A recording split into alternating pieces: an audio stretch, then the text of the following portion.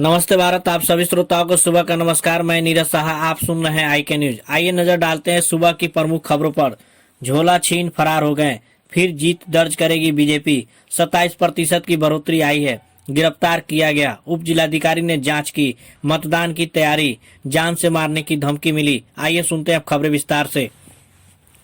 तमकुही राज तहसील क्षेत्र में भले ही पुलिस बैंकों में प्रमुखता से जांच पड़ताल कर रही है, लेकिन उचक्के अपनी हरकतों से बाज नहीं आ रहे हैं। बीते दिन बैंक से रुपए निकालकर घर जा रहे ग्राहक का उचक्के ने 32,000 रुपए छीनकर फरार हो गए। सर्किल क्षेत्र में लगातार हो रही आपराधिक घटनाओं से पुलिस की हनक कमजोर दिखती नजर आ रही है, जिसके कारण अपराध का ग्राफ लगातार बढ़ रहा है। जिम्मेदार मौन साधे हुए हैं तो वही अपराधी बेखौफ होकर वारदात को अंजाम दे रहे हैं। इसी क्रम में तुर्कपट्टी थाना क्षेत्र के ग्राम विजयपुर दक्षिण पट्टी निवासी सुरेश यादव बनराहा मोड़ स्थित पंजाब नेशनल बैंक के अपने खाते से रुपए निकालकर घर जा रहे थे कि रास्ते में बवनौली कोठी बाजार से कुछ ही दूर आगे बढ़ा था कि पीछे से आ रहे एक बाइक चालक उचक्के ने अपने को बैंक का कर्मचारी बताकर भूल बस अधिक पैसा देने की बात कह पुनः बैंक में चलकर वापस करने का दबाव बनाने लगा।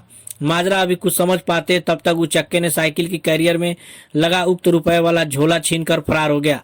विगत दिनों ही बवनौली कोठी बाजार से एक सब्जी व्यवसायी की मोटरसाइकिल चोरी की दाग अभी स्थानीय पुलिस भी धो भी नहीं पाई थी कि एक और वारदात पुलिसिया इकबाल पर सवाल खड़ा कर रही है। उत्तर प्रदेश में आगामी विधानसभा चुनाव को देखते हुए सभी दल तैयारियों में जुट गए हैं। दिल्ली की सियासत का रास्ता यूपी से होते हुए जाता है, ये सभी दल जानते हैं। राज्य में होने वाले विधानसभा चुनाव को लेकर जब मुख्यमंत्री योगी आदित्यनाथ ने बताया कि अगले विधानसभा चुनाव में बीजेपी अपने साथी दलों के साथ मिलकर 350 सीटों पर जीत दर्ज करेगी। बजट पर बात करते हुए सीएम योगी ने कहा कि हमारी सरकार ने पिछले 4 वर्षों में कोई भी नया टैक्स जनता पर नहीं लगाया है। बीजेपी की सरकार ने टैक्स की चोरी बंद कराई है, उक्त पैसे को बंद कराया है जो दूसरों की जेब में जा रहा था। कोरोना काल के दौरान भी हमारी सरकार ने किसी तरह का कोई भी टैक्स नहीं लगाया है। हमारी सरकार ने यूपी को बीमार राज्य से उठाकर देश की शीर्ष अर्थव्यवस्थाओं वाले प्रदेश की सूची में शामिल किया है। उत्तर प्रदेश कोरोना के मामलों का जिक्र करते हुए सीएम योगी ने कहा कि राज्य की आबादी करीब 24 करोड़ है। करीब इतनी ही आबादी का देश है ब्राजील, जहां संक्रमण के सामने उत्तर प्रदेश से ज्यादा आए हैं। हमने संक्रमण को ठीक से हैंडल किया है, इसकी तारीफ तो विश्व स्वास्थ्य संगठन ने भी किया है। दिल्ली का जिक्र करते हुए सीएम योगी ने कहा कि दिल्ली की आबादी करीब 1.25 करोड़ है, वहां तो संक्रमण के मामले भी उत्तर प्रदेश से ज्यादा है, तो वहां मौतें भी यूपी की तुलना में ज्यादा हुई है। अगर समय रहते केंद्रीय गृह मंत्री हालात खुद न संभालते तो हालात और खराब हो जाते। दिल्ली के सीएम अरविंद केजरीवाल पर निशाना साधते हुए सीएम योगी ने कहा कि वो दूसरों को पढ़ाना तो चाहते हैं, लेकिन खुद पढ़ना नहीं चाहते हैं। देश भर में 15 फरवरी से फास्टैग आधारित टोल सिस्टम को लागू कर दिया गया है। एक ताजा रिपोर्ट के अनुसार अब देश में एक दिन का टोल कलेक्शन 104 करोड़ रुपए तक पहुंच चुका है।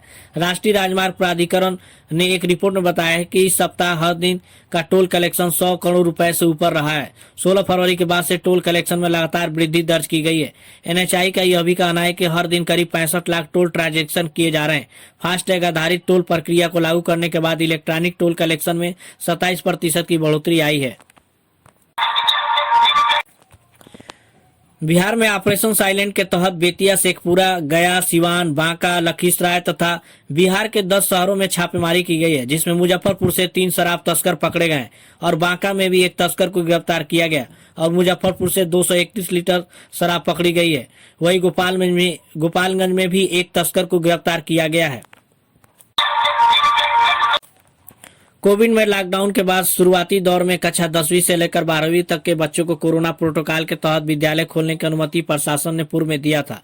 अब जूनियर स्कूलों के बाद कक्षा 1 से 5 तक के प्राइमरी विद्यालय भी खुल गए हैं। खड्डा के उप जिलाधिकारी अरविंद कुमार ने विकास खंड के सारंग, छपरा सहित आधा दर्जन स्कूलों का आकस्मिक निरीक्षण कर विद्यालयों में कक्षा 1 से 5 तक के बच्चों की उपस्थिति, विद्यालयों की साफ सफाई की व्यवस्था और मिड डे मील के अंतर्गत पका पकाया भोजन सहित अध्यापकों की उपस्थिति आदि का जांच किया। एसडीएम ने इस दौरान क्लासरूम में बच्चों को पढ़ाने के साथ ही बालकों से प्रश्न भी पूछा। एसडीएम ने बताया कि निरीक्षण में सब कुछ संतोषजनक पाया गया है। इस दौरान शिक्षक दीपक सिंह, अरविंद कुमार गुप्ता, अनिल कुमार सिंह, धनंजय सिंह, संजय कुमार आदि शिक्षक उपस्थित रहे।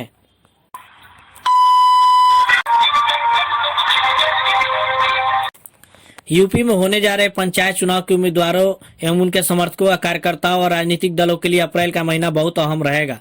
राज्य निर्वाचन आयोग ने ग्राम प्रधान, ग्राम पंचायत क्षेत्र और जिला पंचायत सदस्य के 4 पदों के मतदान के लिए जिस प्रस्तावित कार्यक्रम के अनुसार तैयारी शुरू की है, उसके मुताबिक आगामी 25-26 मार्च को इन चुनाव के लिए अधिसूचना जारी होगी। इसके बाद अप्रैल की शुरुआत से ही नामांकन दाखिले की प्रक्रिया शुरू हो जाएगी। 10 अप्रैल को पहले चरण का मतदान करवाने की तैयारी है। इसके बाद 2 से 3 दिन के अंतराल पर अन्य 3 चरणों का मतदान करवाकर यह प्रक्रिया 23 अप्रैल तक पूरी कर ली जाएगी। 4 चरणों में होने वाले इस चुनाव के लिए अप्रैल की शुरुआत से आरंभ होने वाली नामांकन प्रक्रिया 2 दिन नामांकन दाखिले, 2 दिन नामांकन पत्रों की जांच, 1 दिन नामांकन वापसी, 1 दिन चुनाव चिन्ह आवंटन और नामांकन वापसी के बाद से 6 से 7 दिन चुनाव प्रसार के लिए निर्धारित होंगे। इस हिसाब से एक चरण के चुनाव में नामांकन दाखिले से लेकर मतदान तक 12 से 13 दिन का समय लगेगा। प्रदेश के 75 जिलों में होने वाले इस चुनाव में प्रत्येक चरण में 18 से 19 जिलों में एक बार में मतदान करवाया जाएगा। इस चुनाव के लिए राज्य निर्वाचन आयोग ने कुल 5.40 लाख मत पेटियों, कुल 52.05 करोड़ मतपत्रों की व्यवस्था की है। आयोग की वोटर लिस्ट में करीब 12.5 करोड़ ग्रामीण मतदाता है। भोजपुरी फिल्मों के सुपरस्टार पवन सिंह अक्सर चर्चा का विषय बने रहते हैं, कभी अपनी फिल्मों और दमदार अभिनय के चलते तो कभी खुद से जुड़ी कंट्रोवर्सीज के कारण। हाल ही में पवन सिंह फिर से खबरों में आ गए हैं, मगर इस बार उनसे जुड़ी इस खबर ने सनसनी फैला दी है। दरअसल सुपरस्टार पवन सिंह को जान से मारने की धमकी मिली है। इस मामले में उन्होंने लखनऊ के पुलिस स्टेशन में कुछ लोगों के खिलाफ FIR दर्ज करा दी है और अपने जान के खतरों को बताया है। आपको बता दें कि लखनऊ के गोमती नगर थाने में रिपोर्ट दर्ज कराने के बाद पवन सिंह ने सुरक्षा दी जाने की मांग की है। साथ ही उन्होंने इस मामले में जल्द कार्रवाई करने के लिए भी अनुरोध किया है। पवन सिंह ने यह भी आरोप लगाया कि कुछ लोग उनकी छवि और स्टारडम को मिट्टी में मिलाना चाहते हैं, वे उन्हें बदनाम करना चाहते हैं, इसलिए वो उनके खिलाफ आपत्तिजनक पोस्ट सोशल मीडिया पर डाल रहे हैं। पवन सिंह इन दिनों लखनऊ में एक फिल्म की शूटिंग में व्यस्त हैं। अब खबरें समाप्त हुई, कल इसी समय फिर मिलेंगे, तब तक के लिए सुप्रभात, धन्यवाद।